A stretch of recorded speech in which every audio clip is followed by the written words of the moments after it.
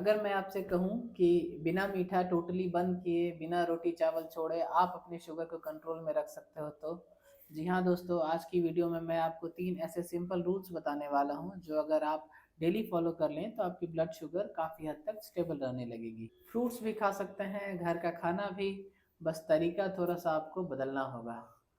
Hi everyone, this is doctor Vidyabhushan और मैं काफ़ी सालों से डायबिटिक पेशेंट को सिर्फ मेडिसिन से नहीं बल्कि सही फूड चॉइस से शुगर कंट्रोल करना सिखा रहा हूँ।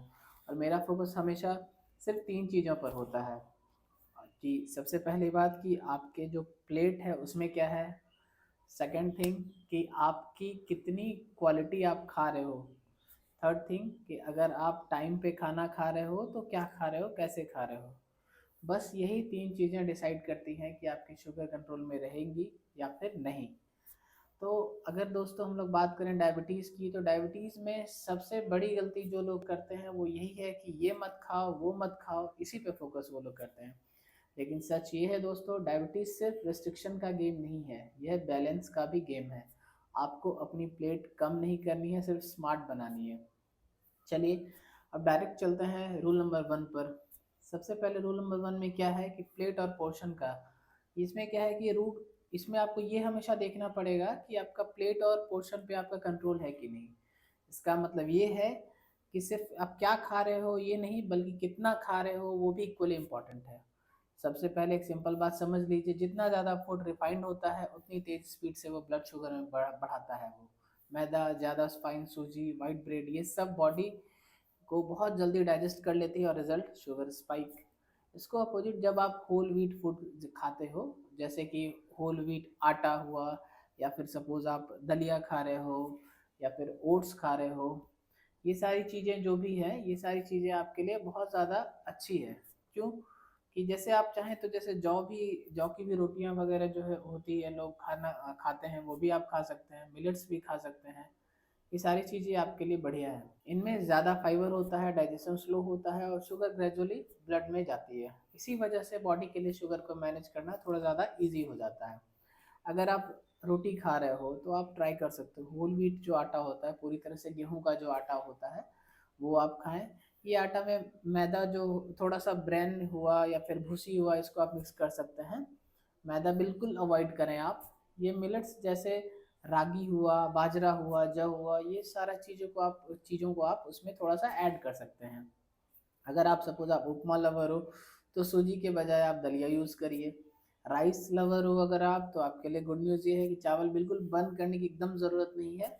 सिर्फ long grain basmati rice choose करिए, ये आपको ध्यान देना पड़ेगा जब भी आप चावल ले रहे हैं तो।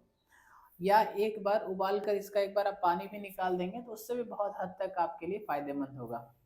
फिर पोर्शन देखना होगा, पोर्शन आपको कितना रखना है, हाफ से लेकर के third three fourth cup maximum, इससे ज़्यादा आपको नहीं रखना है। स्टिकी, लो क्वालिटी, छोटे दाने वाले चावल ज़्यादा शुगर बढ़ाते हैं, इन्हें आपको अवॉइड करना होगा। फिर अब देखेंगे हम लोग प्लेट के लिए क्या होना चाहिए, कितना प्लेट में क्या होना चाहिए। एक सिंपल प्लेट फार्मूला आप याद रखिए, half plate non starchy vegetables like लौकी, भिंडी, तुरई, गोभी, सलाद, कुकुम्बर, ये होना चाहिए। और आपका जो 1/4 प्लेट होना चाहिए उसमें प्रोटीन होनी चाहिए, जैसे कि दाल, चना, राजमा, पनीर, एग, चिकन या फिश। फिर जो आपका 1/4 है उसमें आपको कार्बोहाइड्रेट लेना है, या तो रोटी लें या फिर चावल लें, या दोनों को एक साथ आपको नहीं लेना है, ये आपको हमेशा ध्यान रखना है। और थोड़ा सा हेल्दी फैट भी ज़रूरी है, जैसे कि देसी घी भी आप ले सकते हैं, ऑलिव ऑयल या फिर नट्स वगैरह ये भी आप ले सकते हैं। ये कम्बिनेशन शुगर को एब्जॉर्प्शन को जो होता है उसको थोड़ा ये स्लो करता है। फिर कार्ब बजट जो है उसकी टाइमिंग, ये क्या है, जैसे आप मंथली पैसों का बजट बनाते हो वैसे ही आप अपने कार्ब्स का भी मील वाइज बजट बनाओ। जनरली वुमेन जो है उनके लिए 30 to 45 ग्राम्स कार्ब्स पर मील होना चाहिए। फिर जो आदमी है, मेन है, उनके लिए क्या है कि 45 to 60 ग्राम्स कार्ब्स पर मील होना चाहिए। और अगर मान लीजिए कि शुगर ज़्यादा रहती है तो हमेशा लोअर रेंज से ही आपको स्टार्ट करना चाहिए, अपर रेंज की तरफ नहीं जाना चाहिए। अब थोड़ा आइडिया देता हूँ मैं आपको कार्ब्स का। जैसे एक मीडियम रोटी जो होती है वो 15 से 18 कार्ब्स वो होता है उसमें। फिर हाफ कुक्ड राइस है जिसमें 20 to 25 ग्राम कार्ब्स होता है। फिर आप सपोज 3/4 कप ऑफ राइस लेते हैं तो उसमें 30 to 35 ग्राम कार्ब्स होते हैं। फिर आप दलिया की बात करें तो एक बोल दलिया या ओट्स आप लेते हैं तो उसमें 25 to 30 ग्राम्स कार्ब्स होता है।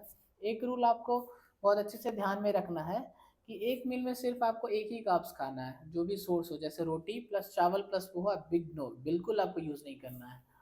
तीनों में से कोई एक ही चीज़ आप लें।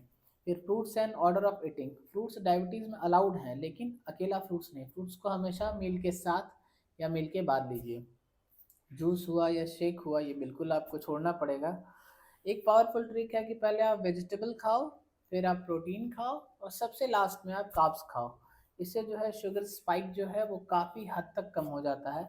और खाने के 10 से 15 मिनट बाद आपको लाइट वॉक भी बिल्कुल बहुत ज़्यादा ज़रूरी है, बहुत ज़्यादा इफेक्टिव होगा वो। Protein is non negotiable. Diabetes में प्रोटीन को लोग सीरियसली अंडर एस्टिमेट कर देते हैं, लेकिन प्रोटीन जो है वो आपके शुगर स्पाइक्स को बहुत अच्छे से कंट्रोल करता है। फिर आपको हमेशा एक चीज़ ध्यान रखना है कि पेट को भी ज़्यादा देर तक भरा रखता है ये जो है प्रोटीन। मसल्स को भी ये स्ट्रांग बनाता है। ये सारी चीज़ें आपको पता होना चाहिए कि प्रोटीन से ये चीज़ हो सकता है। और ग्लूकोज यूटिलाइजेशन जो होता है उसको ये बहुत हद तक इम्प्रूव करता है। फिर अब आप जानना चाहेंगे कि मिनिमम प्रोटीन रिक्वायरमेंट क्या है। तो 1 से 1.2 ग्राम पर KG body weight per day. Like आप अगर 60 केजी के हो तो आपको 60 से 72 ग्राम प्रोटीन डेली चाहिए आपको। प्रोटीन सोर्सेस याद रखिए, एक एग जो होता है वो 6 ग्राम प्रोटीन प्रोवाइड करता है। फिर 100 ग्राम पनीर जो है वो 18 से 20 ग्राम जो है आपको प्रोटीन प्रोवाइड करता है। फिर 100 gram of chicken, 100 gram chicken में आपका 25 से 27 ग्राम होता है। फिर 1 बोल दाल जो होता है उसमें आपका 8 से 10 ग्राम कम से कम होता है प्रोटीन। फिर चना राजमा में आपका यूजुअली 10 से 12 ग्राम होता है। प्रोटीन का काम जैसे क्या है कि प्रोटीन को अगर आप तीनों मील्स में अच्छे से डिस्ट्रीब्यूट करेंगे तो बहुत अच्छे से फ़ायदा होगा। फिर दोस्तों, अगर आप डायबिटीज़ में गिसिंग बंद करके प्रॉपर्ली शुगर ट्रैक करना शुरू कर देते हैं तो हाफ प्रॉब्लम वहीं आपकी सॉल्व हो जाती है। ग्लूकोमीटर हो या फिर सीजीएम, अपनी रीडिंग्स लिखिए। बिफोर मील, आफ्टर मील, सिर्फ 7 दिन। आप खुद नोटिस करोगे कि शुगर जो है वो कितना हद तक आपका इम्प्रूव हो गया है। अगर वीडियो आपको यूज़फुल लगा हो तो लाइक ज़रूर करिए, शेयर करिए, और उन लोगों के साथ जिन्हें डायबिटीज़ है, और चैनल को सब्सक्राइब करना बिल्कुल ना भूलें। कोई डाउट हो या किसी तरह का कोई क्वेश्चन हो तो आप कमेंट में लिख सकते हैं। और अगर आप पर्सनलाइज्ड डाइट गाइडेंस चाहते हैं तो कंसल्टेशन लिंक आपको डिस्क्रिप्शन में मिल जाएगा। तब तक अपना ख्याल रखिए, हेल्दी रहिए और सीखते रहिए। चलिए फिर मिलते हैं नेक्स्ट वीडियो में। Thank you so much, keep smiling.